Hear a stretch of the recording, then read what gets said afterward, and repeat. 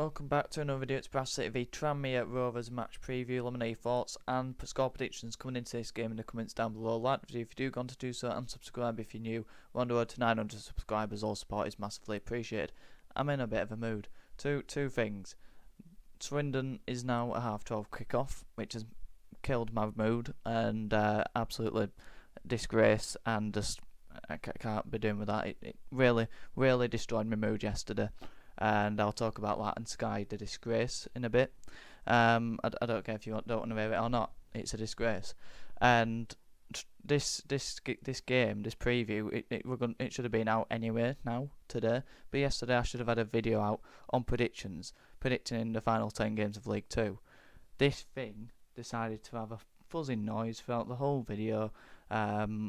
Which it was just a disgrace. I'm gonna try and get it out Sunday, which ain't exactly the last 10 predictions of the season, and it might not come out there, and this one might not come out so that's definitely on the agenda to get sorted out in the next week or two.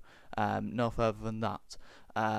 It is an issue, and I'm well awake to it now. But this game, I'll talk about Swindon towards the end, but I'm going to talk about it now. Sky Football, you're a disgrace.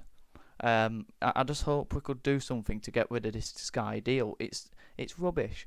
Let's have a look at the games that are on tomorrow on Sky, because I don't understand it. I don't understand that game getting moved or any other half-12 game being at half-12 if that's the only game on for that day. But it's Crewe v Doncaster at half-12 and then Swindon Cheltenham. Who in the right mind is going to want to watch Swindon v Cheltenham at half-12? That's benefiting no one. There's also two other League One games on: Cambridge, Peterborough and Bolton, Stockport. And then there's two half-12 championship games, and there's normally three half-12 championship games. That's QPR, Leeds, Millwall, Stoke. There's no Premier League game, but there's normally a Premier League game on. If the Premier League game on, everyone's going to watch that. No one's going to watch AFL unless you're an AFL fantasist, you love AFL, and then if you do, you're probably going to watch the Leeds game. So no one's going to be interested in League Two, and if they are, they're only going to watch one of them. So I don't get the point of having to have so many games on then. On a Thursday night, you've got darts, you've got rugby, and you've got an actual life that you're living. You're not going to want to watch Bromley v Walsall, are you? I don't have a life that I'm living, and it's actually interesting to the League Two race, but really, were you really that bothered about it? Were you really going to give your time to watching Bromley v Walsall? I don't think anyone's that interested. And you know what? Doncaster, I treated it. Doncaster will be a Thursday night. You just know it. And you know Notts County is going to be on Sky, and you know Chesterfield's going to be on Sky, because if they're going to put Swindon on Sky, that's a 4-hour journey to an half-12, then they're going to do it for the local games and the other big games left this season, and they don't care about the fans. They never have cared about the fans. I think our club voted for it, which I wasn't in favour of it before, but when you're having to play Newport on a Monday night and we haven't actually had any Thursday night games, that makes me even more certain that it's going to be a Thursday night now from now to the end of the season. It's just not putting the fans first, and I wish there was a way to get rid of it, because I hate it. Even the home games on a half-12, it just ruins the routine of a 3 o'clock. I love the 3 o'clock routine, and yeah, I just hate it. I hate it in every way. And the people who are saying, well, if you're in the Premier League, you'd have to play at half-4 on a Sunday on a Monday night. People want to watch Premier League football. I can understand it. No one's going to go, oh, I can't wait to watch Bradford v Swindon. No one in the right mind. It's a disgrace, and we need to start putting the fans first, and we never do. No one puts the fans first. If there were no fans, there'd be no game. But let's talk about the game on Saturday, because that's a month away.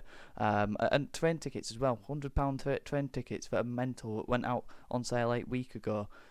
Could we not been given more notice than a month's notice? No, because Sky want to make sure to get the big games, the games that are relevant. It's all about Sky, it's all about money, and Sky as a corporation are a disgrace at the minute anyway. Anyone who actually pays for Sky as a membership in the package, there's no real benefit to paying for Sky. So it's just a disgrace as a whole. But we've got Tranmere Rovers to play. What a huge game it is. Obviously, Walsall dropped points last night in a 2-2 draw. Which I actually thought Bromley were much the better side, and we're probably unlucky not to have got the 3 points in that one. But nevertheless, they've dropped points again. Walsall. That's 2 wins in 12, and we're playing a Tranmere side that haven't won I haven't won 3 games this year, but that's not what we're going to say. We're going to say that they've gone 3 games unbeaten with 1 win in that period since Nigel Adkins was sacked after a 1-0 defeat to Accrington. They had a terrible season under Nigel Adkins.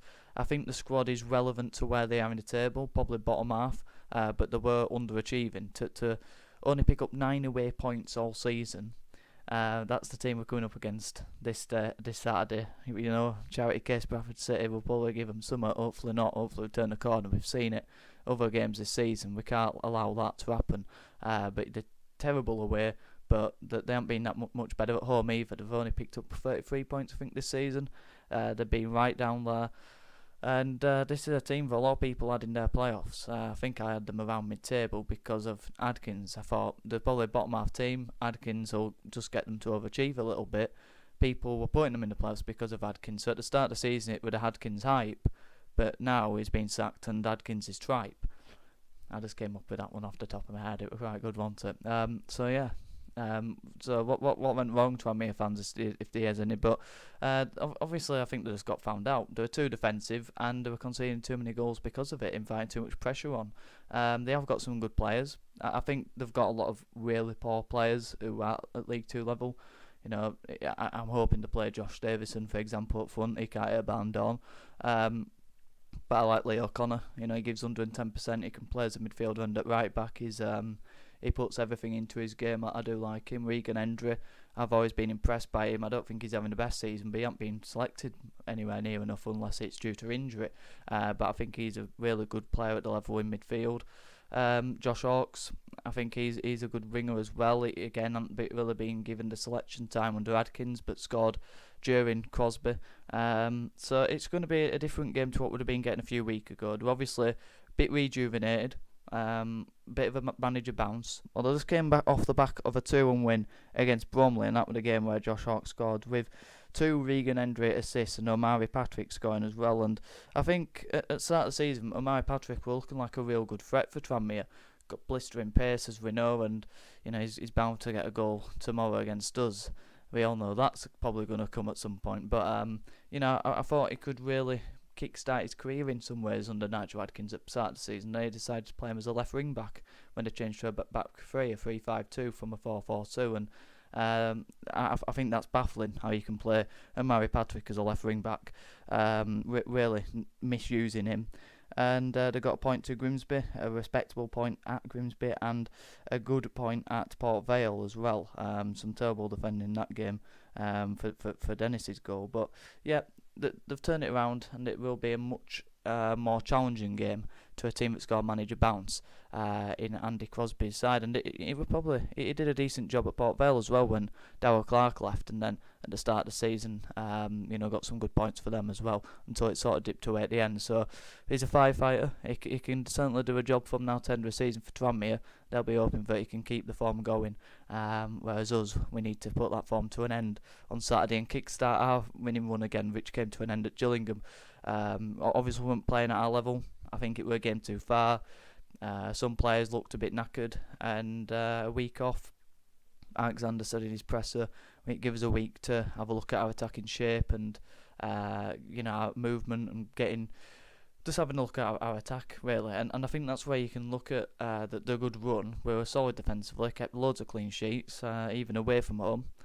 But our goal scoring wasn't particularly great, and we brought in a lot of players in January who need to be bedded in. And you got your Tommy Lees, your George Lapsleys, those Mellons, those sorts of players who haven't really had a week's. I don't think they have had a week's training. So it'll be interesting to see what they're looking like with a week's training under their belt.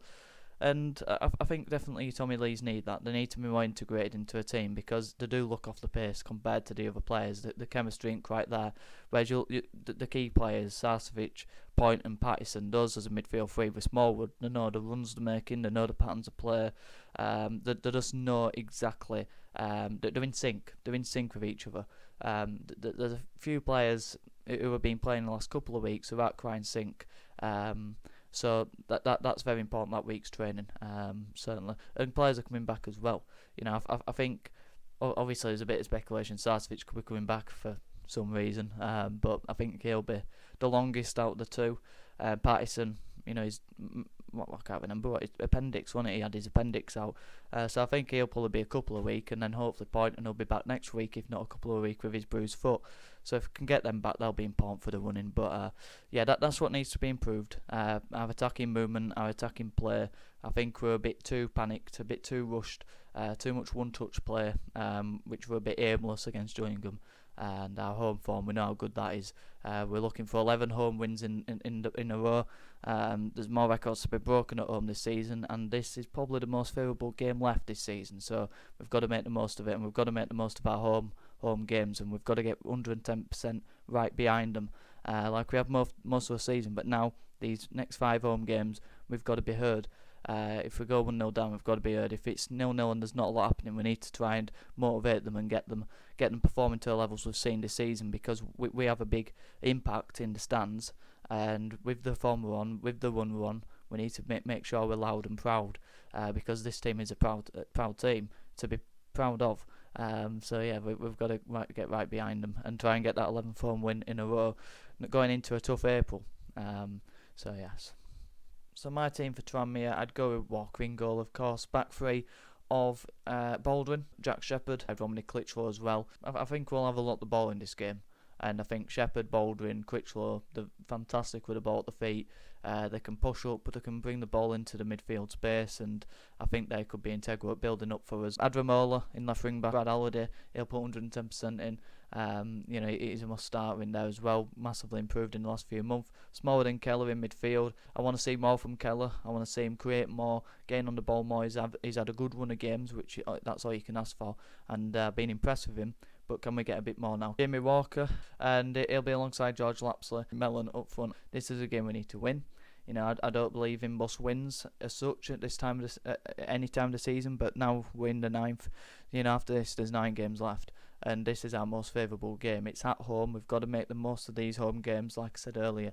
We've got to get behind them, and we've got to make sure we can get over the line and get a big 3 points against the worst away team in the league. They've had a little bit of a resurgence, but it'll be said all over. If you want to get promotion, you've got to beat Tranmere at home in the running. So let me know your thoughts in the comments down below. Let me know your score predictions and your goal scorers as well. Like the video if you did. Subscribe if you're new. On the road to 900 subscribers. All support is massively appreciated. Have a good one.